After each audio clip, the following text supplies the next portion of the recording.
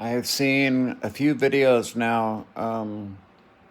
Ukrainians taking prisoners. They need to give them lots of zip tie handcuffs. It promotes taking prisoners. Tape is a pain in the ass. That's what I watch them use both times now is tape. Um, it's good to see. It's good to see. And the Russians are terrified because they're being told that the Russians are going to execute you. So you might as well go down fighting. That's what they tell them, that everybody's executed. And when in reality, it's the opposite. I've watched these guys go out of their way, risking their life to take prisoners because they know that that's going to get back their comrades. See? They know that there's a value there. They're not there just to kill. They understand the concept of warfare and that Russia is going broke. They're begging for help from some of the despots of the world, getting their asses handed to them basically every single day. Desertions, dedicated Russian troops now fighting against Russians from territories from inside Russia. This was one of Vladimir Putin's biggest mistakes. He thought he was going to go down as this great, going to reunite the Soviet Union, thought it was going to be a walk in the park because he's a bully. And bullies, they need to be taught that it's not free. If you're going to pick on me, then you're going to have to fight me. And I don't care if you beat me up, because every time you fuck with me, you're going to have to fight me. You might not win every time. It's good to see them taking prisoners. Okay? That justifies for them the lives they have to take in combat. It justifies it. Because when they can take prisoners, they're constantly telling these guys to surrender, but a lot of them believe what they've been told was that they would just be shot as soon as they surrendered. And so they go down fighting, but that's war. So, yeah, prisoners, prisoner exchanges. It's kind of a weird concept, isn't it? Huh? That you're trading warriors for warriors so that more killing can go on.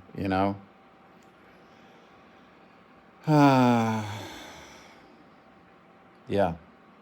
Anyway, I had to mention that because I've been watching. I want to see, warfare it's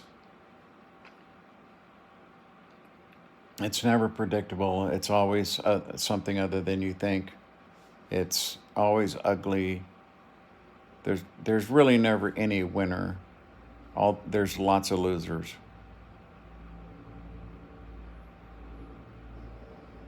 Yeah, it sucks. Really does.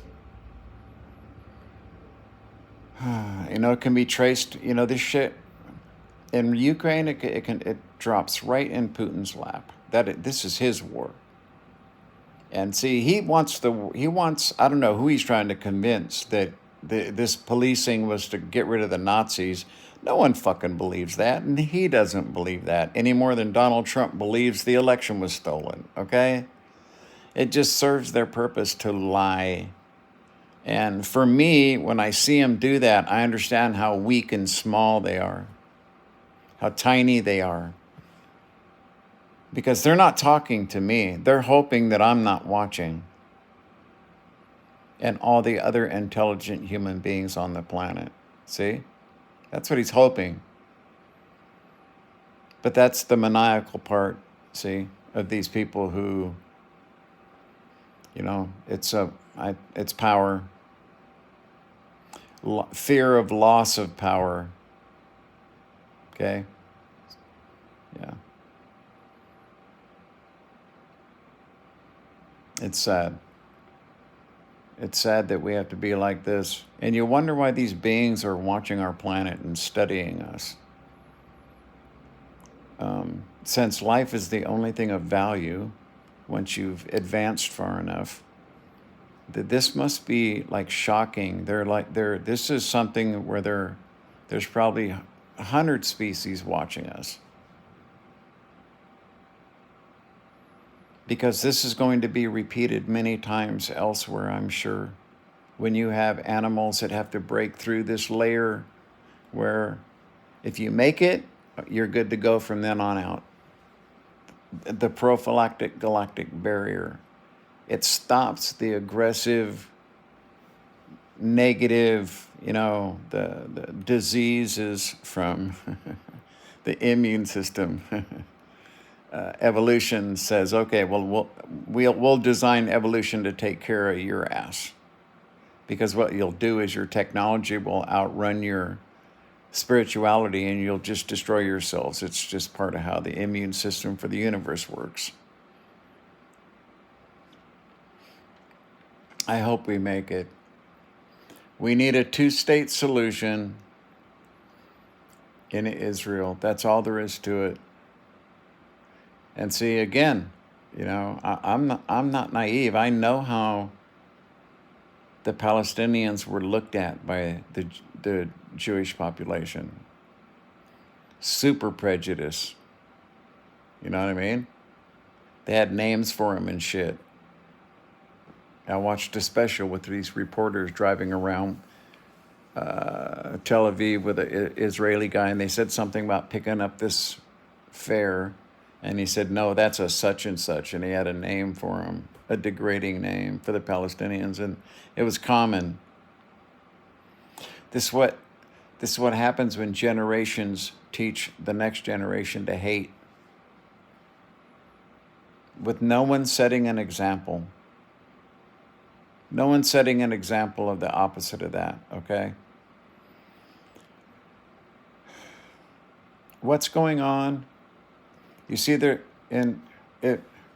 with Russia and Ukraine, this is a war, a one-man war.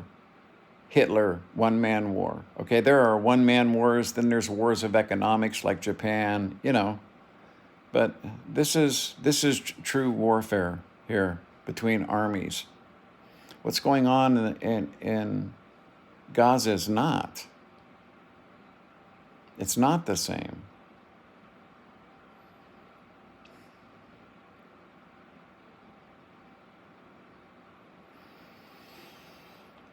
There's a religious problem there. You see, you can reason with people about how much we're going to charge for this. We can reason with one another about, let's share resources that we each need from one another. There's so many reasons for different cultures and different countries to get together and say, yeah, I need this and you need that. That's great. There's so many reasons for that to happen. Okay? We have these billionaires that want to control it. It's not fair trade in the world. We all know that. You have to be naive to not understand the truth of the world, right?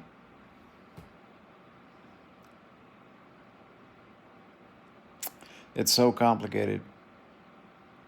It's so complicated. The mistake was made when they decided to split the Palestinians' country up the way they did. When they decided this is what we want. I mean, it made no sense. And you have to remember, those people were there for thousands of years before that. So if it has a religious connotation to it, what are you saying is that Israel is God's people? Is that what you're going to say because the Bible says so? Really? Well, that's religious bullshit. Just like Hamas, they want an Islamic State, period. And there is there's no changing religious minds. And they're willing to commit violence for it. See, it's not just Gaza. They want the whole world to be an Islamic State. That's their goal. And they're willing to be violent to get it. And look what it's gotten the world over the last 50, 60 years. Look where it's taken us. Not a better place. When you make the world ripe for one man power in countries where these guys are like, they're dictators, they're basically a one man show, there's always problems because of the fallibilities of men. Man cannot rule man. That's all there is to it. That's why we have religion and police and all the things to try to control us. Okay?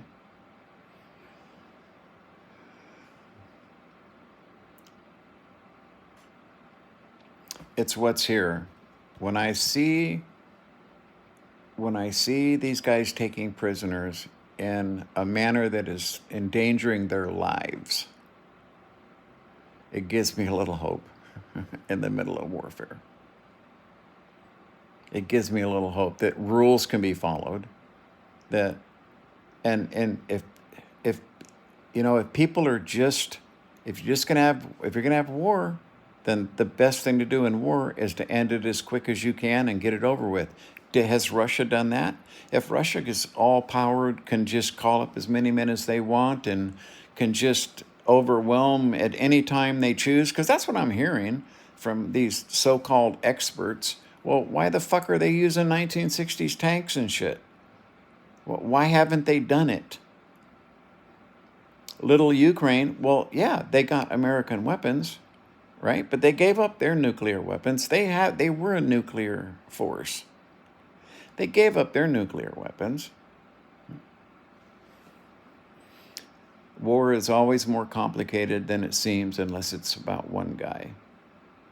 What's happening in the Middle East is religion, and that's going to end badly. Russia and Ukraine, sooner or later, Vladimir Putin's going to drop over dead, and that'll be it. That will be it. There will be no more, no one else is going to step into that place and have the war continue. There's no support for it. When you have all these regions to the east of you that hate you, that don't want to be ruled by you, and those cultures are basically the underprivileged and downtrodden of the Russians, and they're forming groups to fight against Russia. That's the beginning of the end for sure. See? So, yeah, it's emotional today. It's combat and war. You have to stay up on what's happening, but if you understand how warfare, you can see that what's happening in the middle of the East is going to be very ugly. A tragedy, What's happening between Russia and Ukraine is a one-man war where Putin just has this God complex. He's going to put the USSR back together kind of thing, This is my therapy sessions.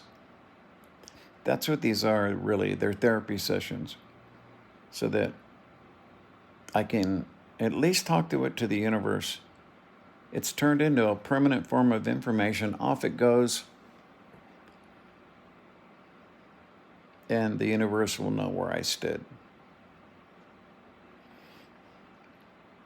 I don't know what's going to happen in the Middle East, but it's about religion.